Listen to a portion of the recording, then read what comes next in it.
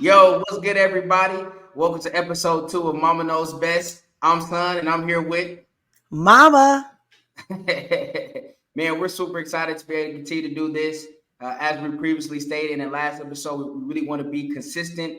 I really want to start off by thanking everyone who has subscribed to the YouTube channel, who's commented on Facebook, who's followed on Instagram, who's commented on there, whatever you're doing. If you like Gang, it, gang. if you like it, if you subscribe, even if you just watch it, because I know sometimes I catch myself just watching, but if you are watching, you please, go out and follow our platforms, continue to support. And man, we're super excited to keep going.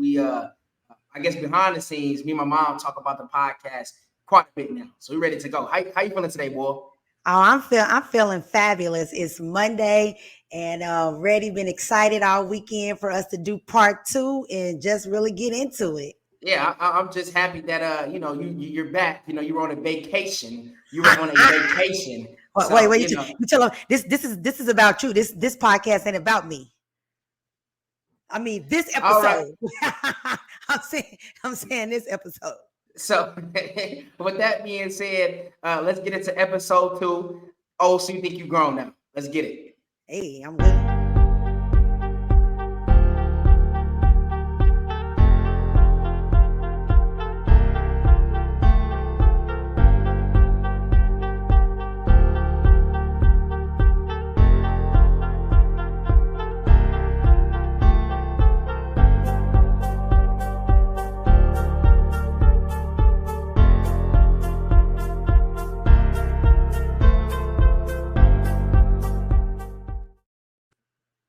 Yo. So before we get into the actual, into the meat of the podcast, we want to kind of give an overarching theme. Our goal for this episode 2 is, as you can see, what we will be doing throughout the podcast questions. The bottom ticker, if you see down below, the welcome introduction, Momma Knows Best episode 2. Once we start asking these questions, that will kind of help you kind of follow along with what we're talking about. Me and my mother and I, if you want to be politically correct, my mother and I are known for going on rants and going off topic. So that will allow us to stay on topic, but then allow everyone else to be able to follow along, on what we're talking about. But as you see, we're talking about, so you think you've grown now. We're super excited about this episode because we're going to paint a picture on, son-mother relationship, son becoming an adult. And how do you manage being an adult with a hands-on mother? And I guess from a mother perspective, how do you still be an active parent when your son is that dude? That dude? Oh, okay. You labeling yourself that dude? And I think, hold on, let's rewind. Talking about, you think you've grown before you we even kicked off the podcast talking about he got the nerve to ask me about my weekend. So you think you've grown that you can ask me about my weekend? Yeah, boy. I mean, I have to ask you about your weekend. You put it on Facebook. You put it on Instagram. You put it on Snapchat. You put it on Google Duo. You put it on FaceTime. Do I need to ask you about the weekend? I mean, all your followers. I mean, I can't go on Facebook without seeing Alicia McDonald with Curtis. Alicia McDonald with Curtis. Excuse me. Alicia Lee. Yeah, Alicia Lee. Thank you. Give me that correction. Alicia Lee with Curtis. Alicia Lee with Curtis. So y'all see we going through some look.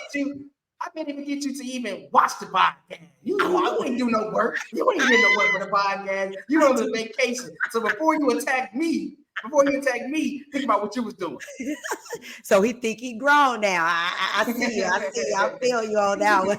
With your vacation. We got 15 Facebook posts, and you gonna ask me, am I grown for asking you? Well, Jacob and Lauren. 5 years old saw your Peabody. Newborn saw your Facebook post. You know what I'm saying?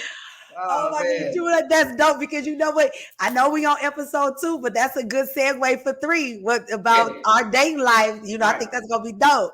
Yeah, we're gonna get into it, but yeah, I'm gonna let you go ahead and take it, boy. All right, so back at hand. All right, so God has really blessed you. You got this offer at ESPN. You didn't have no friends down there in the beginning, no family. So how is it? Because you still really relatively brand new, because you kind of moved down there at the end of July. So then, how has that transition been from you moving down there just off rip? Absolutely. I feel like the transition has been life changing. I think this kind of flows into the podcast. I think this is a great lead off question because I feel like, I was recently talking to the NABJ at MU. Shout out, Mizzou. We love Mizzou. And I was telling them like the biggest lesson I've learned is I feel like this is a transition into manhood. I have to take personal accountability for my time, my finances, my career. Everything up here is about me, and I have to be selfish in the right way, and it's also being selfless. Not only have you been a great parent, my father has been. I have a strong support system, like we talked about on the last episode, with friends, family, etc. You know what I'm saying? And so for me, it's like, okay, it's time to be a man. It's time to take onus of what I'm doing, to be responsible. And like I said, we'll talk about like the dating life, just everything that I'm doing. Everything that encompasses life. That's been awesome. So that's kind of just my mindset of like, hey, it's just time to be a man, right? Right. And I guess the internship early on, I think the biggest thing was, getting acclimated, finding out what a set routine was going to be like. At first I was homesick, right? Because I'm like, okay, man, we traveled a lot. We've been a lot of different places. I don't take as many vacations as you take, but we travel a lot or whatever. So I've been able to be exposed. And so I thought that, I was really, really ready. And I think I was ready. I don't think I was ready for how I was going to feel. I feel like I had a fear of missing out of what was going on at Mizzou, right? That was my last semester of my senior year. I love college. I love my friends that are down there and everything like that. And of course, that was the semester that you are just able to relax because of look at how hard I've worked, cruise control. But kind of going back to this summer when I had to go back there at Mizzou, I realized, hey, I'm not missing something. I've maximized my time here. I love high school. We reminisce on high school memories. I maximize high school, right? And so going to college, like, yeah, I still, I would never be able to have a class with Trey and DeAndre, Swirl Ricketts, Jordan Glover again, right? But we maximize that time. It's the next chapter. And so for me to have that summer in between before I started working full time in August, it was just like, hey, okay, I maximized my time in college. Now, man. Now that's a blessing, and I know I'm kind of segueing a little bit off, but do you feel like your support system, whatever, played a role in that in helping you make that transition? Oh, absolutely. I mean, you've been phenomenal. I mean, you got this apartment looking like a pad. My dad came up here, man. He did a lot of, man. He was hands on and he was super excited. Shout out Ain't to the Rain, who she spent over $3,000 on the bedroom furniture. I mean, all the aunts stand up, but I think I got the best aunts. Auntie Leola, Ain't to the Rain, shout out to the aunties, Auntie Adrian. If I let you out, I don't mean no offense, but shout out to the real aunties. Shout out to the aunties, yeah, right? Shout out to the aunties, but man, really, but Ain't to the Rain, Auntie Leola, and them decking it out, man, was super awesome, man. And so just a lot of great support system that allowed it to happen as far as, because we people say that it's not always about materialistic stuff, but it's good to have nice things. Right? Absolutely. Absolutely. And so, and then also the slew of people I talk to on a daily basis, as far as mental, the spiritual side, talking to a guy like a Cortez, that's close to my life, like almost like a big brother figure, right? Things like that, people like that in my lives, friends, that's constant. We have to feed your spirit and also just feed your mental. Yeah, and you know what, I'm glad that you really touched on that, because like you said, we can lay apartment out, that's easy, what I'm saying, we got the gift of doing that, but it's really, like you said, that mental and emotional piece that we really need to tackle. Because I don't even know if I even shared this with you before I transitioned down to Tampa. I got back in counseling, and one of the things that my counselor said, because she left Kansas City and moved to North Carolina. She said it's different when you're 1,000 miles away from home. You have to really kind of, like you said, plan your time, plan your money. Like, let's just say somebody back home is ill. Do you get on a plane right now, or do you plan it? You know, Right. it's just different things that you didn't have to think about where you 10 minutes away, 15 minutes away, that now you got to think about it. And then when you come home, how you spend your time. I mean, I want you to really kind of dig into that. When you go back to St. Louis, Kansas City, how do you pick and choose, you know, how you're going to be, you know, spend your time? Because I know that's been a difficult thing for Yeah. me. I know, you Yeah, know.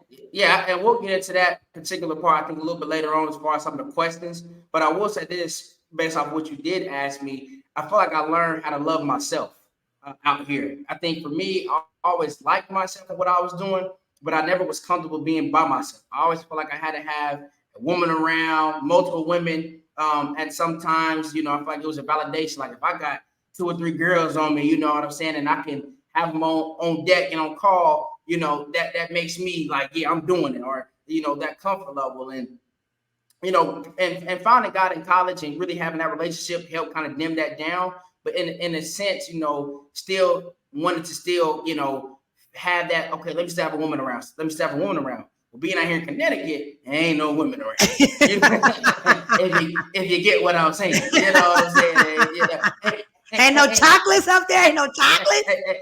Ain't no vacations on deck ain't no vacations on deck for something. Ain't no vacations on deck for something. But, you know, in all seriousness though, I was like, man, I like my routine. I like being on my own time. You know, I enjoy watching my little YouTube sports stuff, or, you know, washing my dishes, or, you know, these are simple tasks, but this is what I like to do. I like to call my mom early in the morning, you know, and that's what I like to do. Right. And so for me, you know, getting into that routine and then going back to the summer, I realized like, man, I really enjoy my own space, and then being blessed to have this nice apartment that people put a lot of resources in place for me to be successful up here. Right. It allowed me to love myself and really understand that, hey, I'm okay being just by myself. It's great to have friends. I'm not saying I should never date or whatever, but in the meantime, fall in love with the process, win the day, and pursue yourself, and things will fall in line.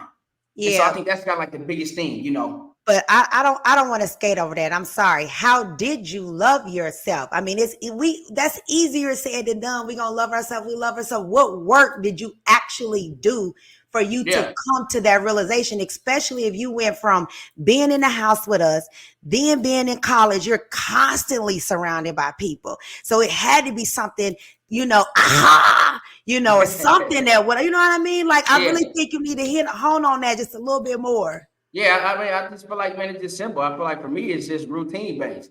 Finding that routine, being consistent, setting different goals, tricking your mind at work, you know, understanding, you know, hey, today, you know, how can I be better in this way? How can I be better in that way? You know, how do I make them feel me? Every time I go into work, they got to feel me. I'm driving to work like don't nobody believe in me now. I think a lot of people believe in me. I don't know who don't believe in me, but that's the mindset that's the energy I'm coming with. You're gonna feel me. I'm going to work every day like, man, I gotta make these dudes feel me. And it's not like I'm coming to compete or destroy you. It's more or less like, hey, I need to be myself, right? How can I be a better leader? How can I serve people around me? How can I be kind? How can I have patience? How can I find my happy place? So understanding, hey, this is what I have going on for the day. How can I be great? How can I attack today? How can I win today? That I'm just on a whole different wave right now where I'm not even really I'm process driven. I like knocking off checklists. Goal oriented, right? That's a better way to put it. So for me, just, you know, knowing that, hey, this is go time, but this is also the time where I have to commit to myself, you know, for my future wife, for my future kids, to serve my parents, what they've done. I'm just feeling I'm on a whole different type of time right now. Okay, now that's real dope. And then that's something like you said that you learned about you, and you were able to hone in on that and make it win. I mean, because if you really think about it, you ain't been down in Connecticut that long. You know what I'm saying? Like, and so for you to even have that mindset, that's huge. And hopefully you do take the time and pat yourself on the back. Hold on, do we got some animation? We just starting out. got the next question though. We ain't gonna spend 30 minutes on this question. Let's move on to the next question. It's called Momma Knows Best. Sorta. It says on the ticker below. It says it on the ticker below. All right. Let me see. What's question number 2? Let me read it because we got the son because he thinks he's grown now. So, how do you carve out adulthood? Which I think you kind of touched on that, but let me read it. I want to make sure I get it right. How do you carve out an adulthood in a new city with an active mother? Yeah, the element of you is this, and we'll keep touching on it. So I'm not gonna go on a long, drawn out answer for this, but I would say, I guess the overarching theme is communication. I think and being more transparent communication. I think with the divorce going on and just how I am naturally, I don't never want to be the bad guy. I never want to let anybody down. But when you become a man and when you become an adult, but I'm gonna speak from a man's perspective because I'm not a woman, right? From a man perspective, about being a man is making decisions what you think is best and standing on it. Right, wrong, or indifferent. I'm not saying down. Yeah, I'm not right. Standing on business. I guess that's a new lingo everybody's saying. Standing on business. What is it? Standing on business. Standing on business. Oh, so I'm late to the party. It's called standing on business. But you got people that don't got no business, ain't standing on nothing. They saying standing on business. What the hell are you standing on? if I can be like you and sit down, maybe I know. My bad. What the hell are you standing on? My trails. You standing on concrete? Hey, what you standing on? So standing on business. I don't know if I like that. I know 3 people that stand on business. I know about 4 or 5 people that stand on business. To my age, and I got about 100 people talking about standing on. You ain't standing on nothing. No, somebody send me a TikTok, a screenshot, or something, because I ain't never heard that. But sometimes I'm late to the party. Everybody standing on business. That's what they said. But I think, going back to what I was saying is, part of being a man is really honing in on making calculated decisions. Sometimes taking counsel, a lot of times taking counsel, but a lot of times knowing, hey, this is a decision I have to make, and being confident in that, not being arrogant, not being selfish, but really coming from a standpoint of, hey, this is what I believe is what's best at the moment, and not wavering in it and being strong in that decision. And so I think with you is just like, someone that has to date you or be with you, they have to be kind, but they also have to be very strong-minded and have to make firm decisions. Right. Because, you're going to respect that. And so dealing with you, as a son perspective, it's like, hey, this is a mother, so there's a line of respect that always has to be obviously respected. But I have to make strong decisions, and I have to form my own opinion, my own thoughts, whether you like it or not, and stand on business. I guess. I hear you, and you don't like it, but I'm standing on business. Sure. Right. You do. I totally agree with you, as you are, finding your way and coming up under, your, me and your dad or whatnot. You definitely have to, I'm still old school. You have to stay 10 toes down on that decisions. But I would say in the same regards, be flexible, because, we believe we grew up in the church, and it says in the multitude of counsel, there is safety. And then that kind of falls back on your support system. So it's always standing on that. But if you feel like, what, maybe I do need to adjust, I need to do this, let me do it. But you get it. But remember, you still 22. You still 22. I'm about to be 45. I'm about to be 45. So that means I've been on this earth a little bit longer than you. But I get it. I feel like I've fallen back and allowed you to kind of do you and be you. Again, not that don't feel like I need to check you from time to time. But even with that, I still try to be, okay, he's still grown. And I'm going to say what I say, and then I'm going to leave it at that. And that's right. It, Absolutely. And kind of going into how you handle certain things, that leads into our next question. How do you still find yourself to be hands-on when your baby boy is turned into a man? Let's ask that again. That has been... How do you still be hands-on when your baby boy is turned into a man? Go ahead.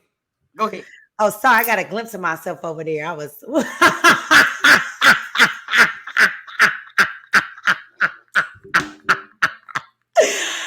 Okay. How do I stay hands-on? I think really it boils down to wisdom, I think, with just the both of us, because we are both two A-type personalities and are these two entities that just comes together. It's like, you know what I mean? But I feel like that I've done a good job as backing up, as, okay, you know what? I'm gonna let you do you. But in the same regards, I still have to be me. So you may get told off here and there. On the last podcast, I probably brought up 3 times, I won't see you, for Christmas.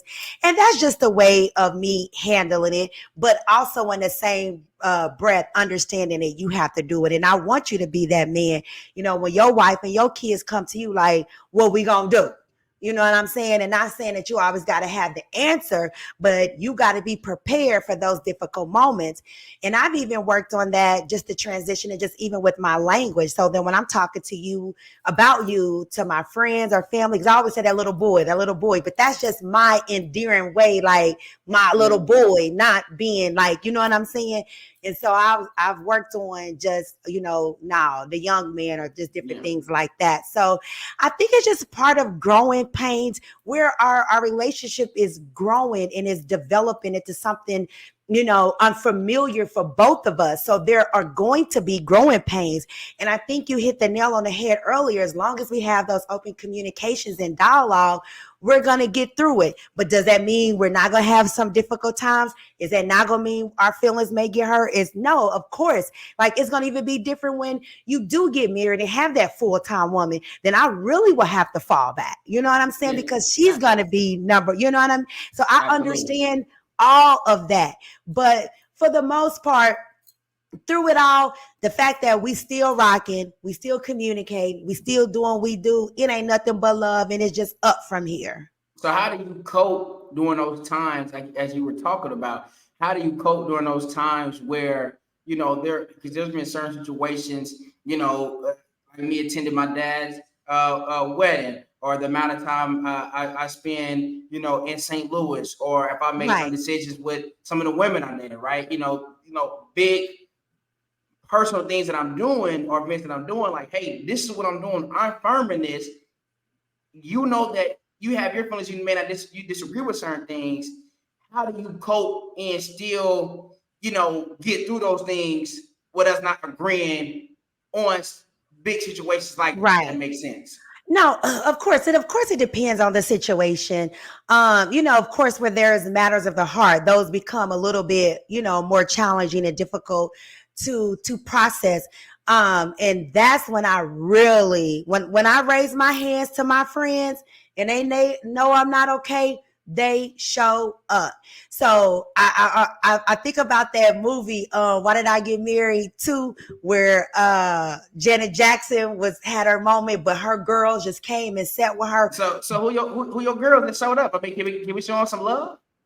Oh, absolutely. My Care Bear, so who was Carolina, my Care Bear, Brittany, my godmother, Miss Olivia, just they there. And, even during the time of the wedding that you brought up, we happened to be in Kansas City. My homeboy came there to support me. Oh, Leroy.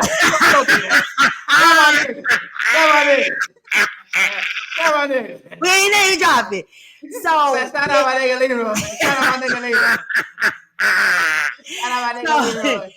But that just, in the guidance when I say he has brought me through this, I mean, that is no cap. I'm not capping at all. It reminds me of that scripture when people left, they mad because they left you for dead, and you didn't die. It's like, even when I feel like I'm at my low point, God be like, whoop, no, stop. You have your pity party, but you cannot stay there. So I think in the midst of that, I really truly rely on that. That's why I don't never understand how some people can really do this solo dolo. Now, don't get me wrong when I say that, because there are times where you are called to solitude, and I'm not saying that. I've been there, done that. Absolutely. But God created us to connect and have that energy and that love. So the love of my friends and even my mom, just different people, like, nope, get yourself together. Oh, Denise, I can't forget my Denise. I can't forget Colette. Like people who wouldn't even allow me to have a pity party. Like, you know what? You the bomb.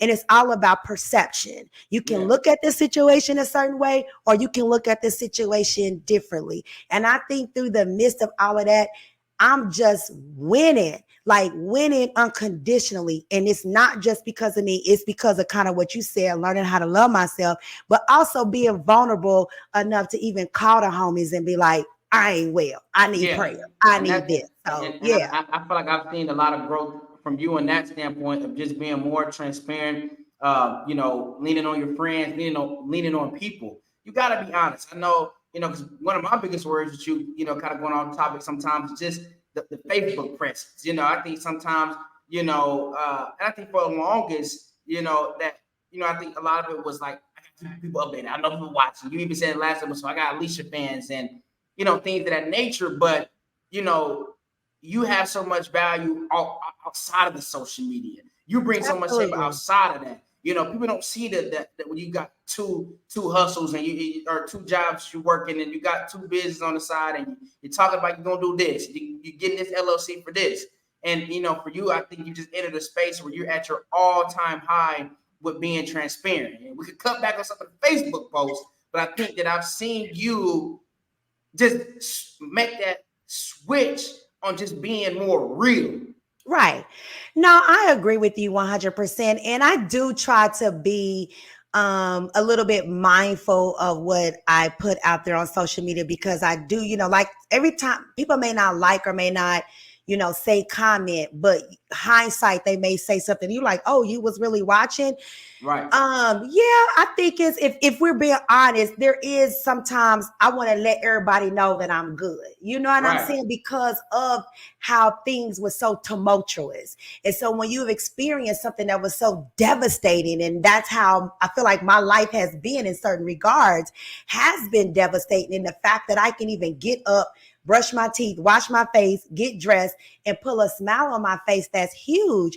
And so ultimately, if some things may come off as bragging, but my heart is more or less, if I can do it, you can do it. Like Absolutely. How I'm able to do stuff without your dad. Like people still like, wait, you still can shake and move. And I'm not taking no credit for that. I know it was because, like you said, they don't know how I'm meditating or you know what I'm saying? That's maybe I should share more that part of my life, but it required work. And anybody who knows that, I just didn't get up and was just this. It required a whole mental exercise and different things like that. Rebranding. I love that word. I get what you're saying, but in the same regards too, I do like that fun. Like you said, I'm a woman, I think I'm cute, I think this. So sometimes I kind of little flex. Is flex is still a word, or I'm sure we got an upgraded word, but what I feel right now. Well, I don't want to get into a hot girl season.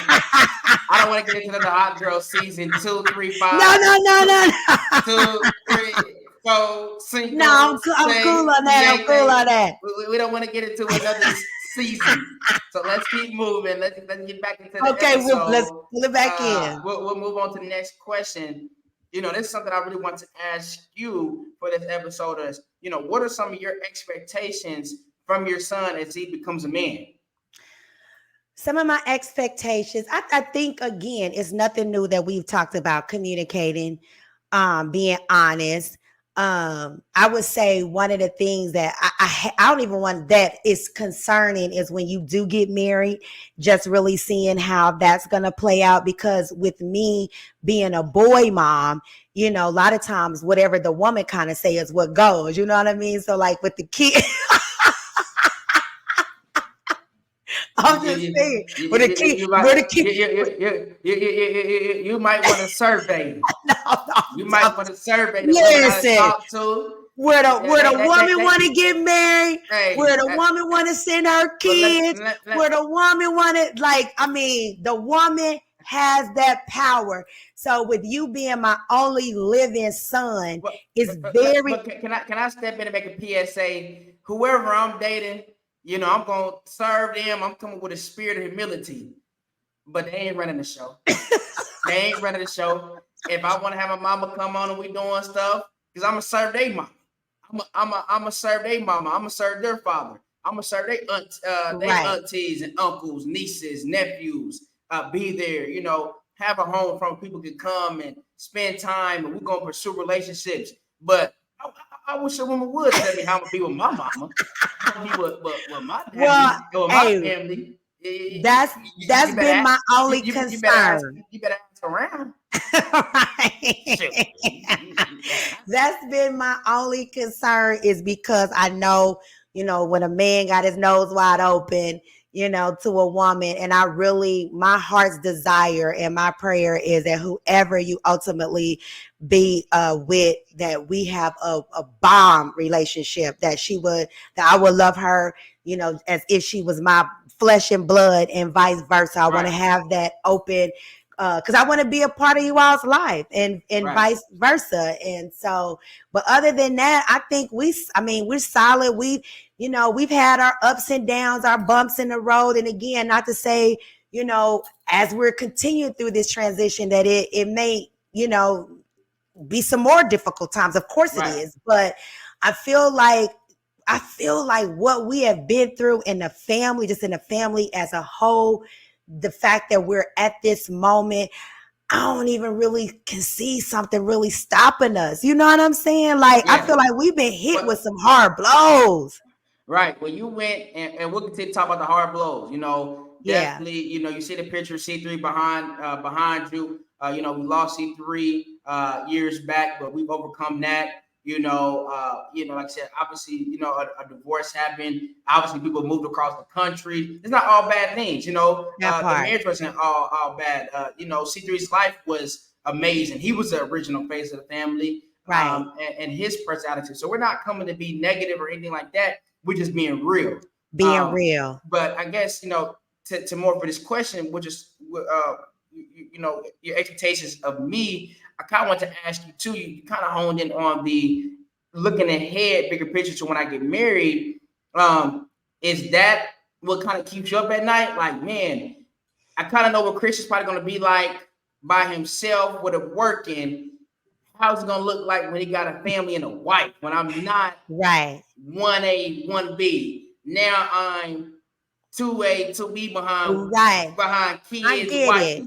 Now, to what keeps me up at night is safety. I just want to make sure you're safe and that you're well, because Yeah, you are 1,000 miles apart. If you call me at night, my body automatically goes into a panic. yeah, So we are on Life 360. I know sometimes you kick and scream about that app, but it gives me a peace of mind and knowing that you are well, and regardless of how grown you're going to be, I'm always going to be your mother.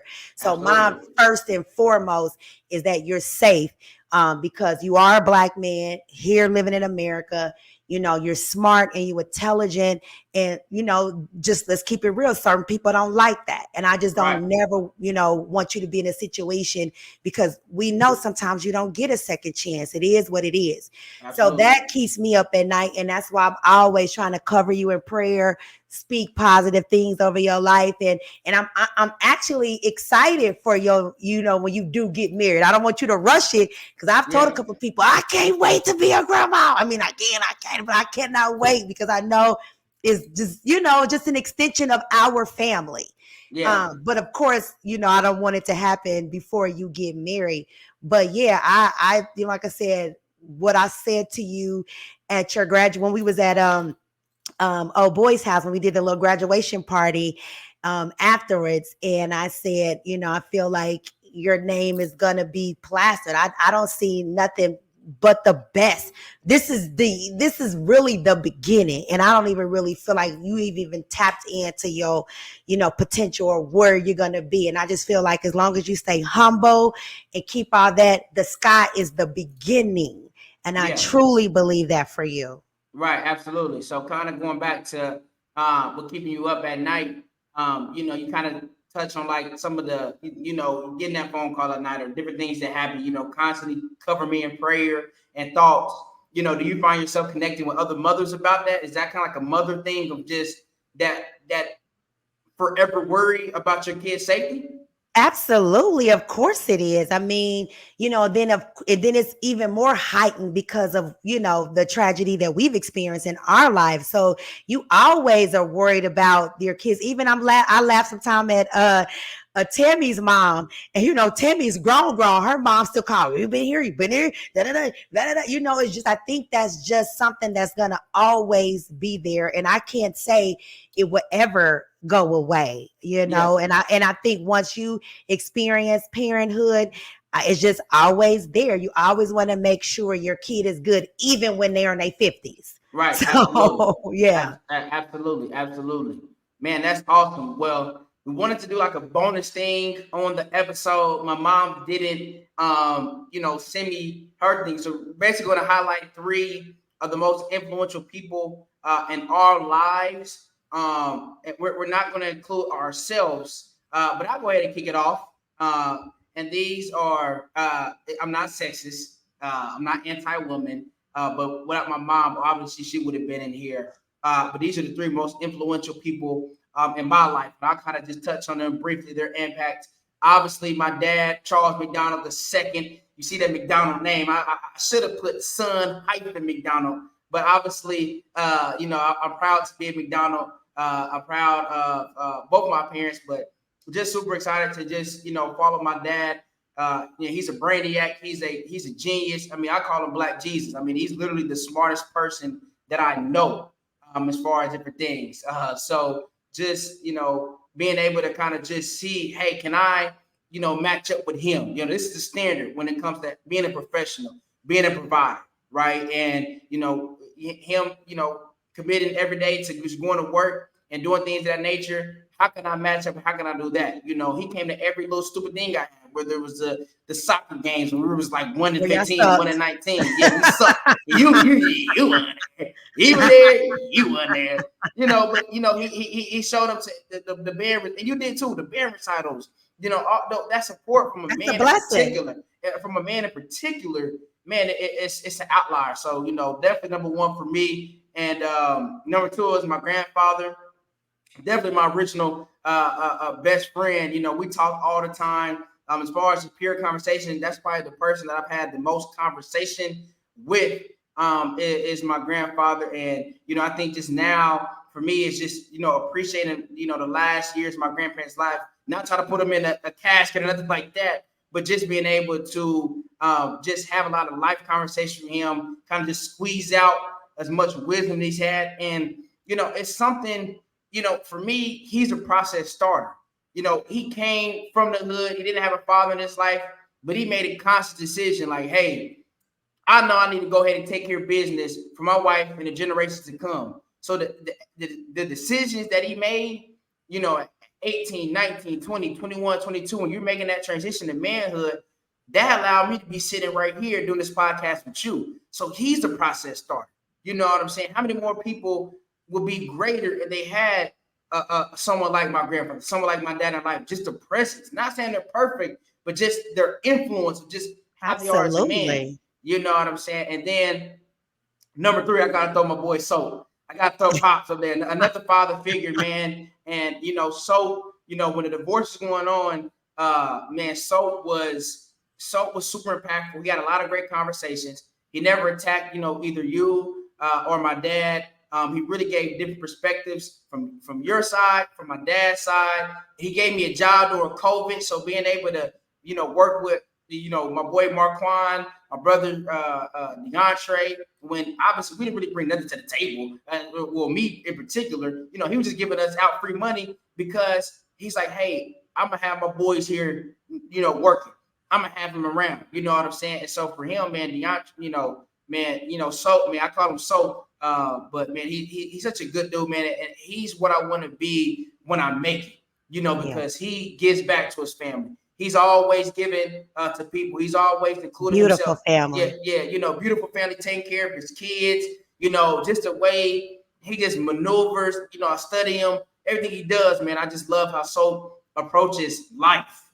You know what I'm saying? And man, the story is great. But yeah, those are my three right there. No, so we Yeah, can, I mean, we really could drop the mic, but if you just take a step back and just think about what you said, you are yeah, beyond blessed. Yeah. You had a father that was very active. On top of that, you had the singer, your grandfather that was very active, and then you had a bonus dad. Who Yeah. can say, there's a lot of people that don't have that at all. And the Yeah. fact that you was blessed threefold and you just named three, I'm sure there's way more that Right. you can name. So Absolutely. that's amazing. Now, regarding following the assignment, remember I'm much older than you, so it's kind of hard. How I break up mine is depending on where I was in my life. Going through the divorce. Of course, it was Carolina, Colette, Brittany, all of them that stood. Denise. I can't leave out when the rubber met the road, they showed up. Moving So to so so can we just do girls yeah. and one thing? Can we get two other names? What you mean? So we said three, right? We don't need 15 people we can list off. So can we That get the that rule girls? doesn't apply to me. Mama knows best. If you would be quiet, I can sum this Mama up. knows best. Sorta. When I okay, I'm So, about to wrap it up. so So put when your I girls moved, in there. So all then right. who's go ahead. Go ahead. I think I named everybody. Did I? I'm trying to stop. We don't need 15 people. But the audience don't care about these people. We don't even have you're listening to people's names. We don't know if they're related to you, if they met Oh us. no, most of them. Well, no, I said these are basically my homegirls, and of course, I got to have my mom because I had to live with her. So she was there. She was there for me. I just it's been so many people that I can, like I Well, said, you do name. love And Miss Olivia. You talk Miss about her quite a Olivia, bit. my prayer, she's really prayed for me nights when this, like I said, Colette made me. She helped me build my confidence, being the best person that I can be, and it didn't make no excuse for it. Yeah, Of course, I didn't since I've been at Tampa. Carolina didn't been down here 3 times. Like that's my dog. yeah, Of course, now I got Tammy. Tammy is my ride or die.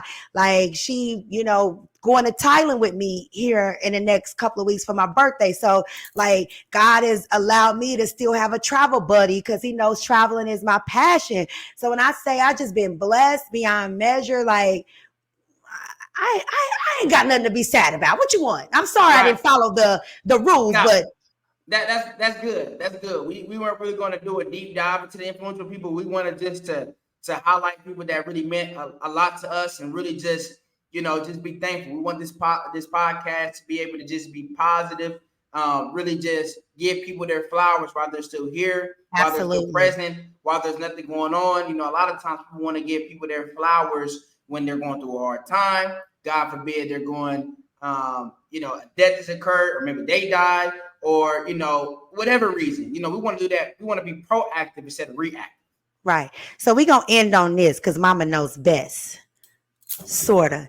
And I'm gonna give you your flowers, son, because you have been very, very instrumental to me. Like I said, you not only my son, you my friend, and you have checked me on a couple of things, and I love you more than you probably know. Like I tell people you are really the reason why I'm still living, because Yeah. if it wasn't for you, I probably would have been like, I'm out of here. So I want you to know how I feel about you, and you dope, and I'm your number one biggest supporter, and I love you, and I can drop the mic. I wish I could pick it up and drop the Yeah, let's mic. not do that. Let's not do that. That's a good setup. I'm trying to catch up with your setup. But yeah, no, I appreciate that, boy. Through conversations, through a lot of people around you, I definitely understand that, and I do value that. Like I said, you mean a lot to me. Like I said in the previous podcast, our relationship means a lot to me. This is why I'm doing a podcast. This is the most passionate about. I work at ESPN. Now we got a Chiefs podcast going that's coming out that we be doing with Soap and DeAndre, his son and his brother and his cousins, and we doing all that. But this is my main part. I don't even got to say too much. This is the one I'm the most passionate about. I'm sleeping and breathing this because of how much I care about you and what we're doing. So that's all I'm gonna say on that. This is why we're doing this podcast. So That let's part. do it. Let's do it. But that's my closing statement. Anything else you want to say, boy? Bye.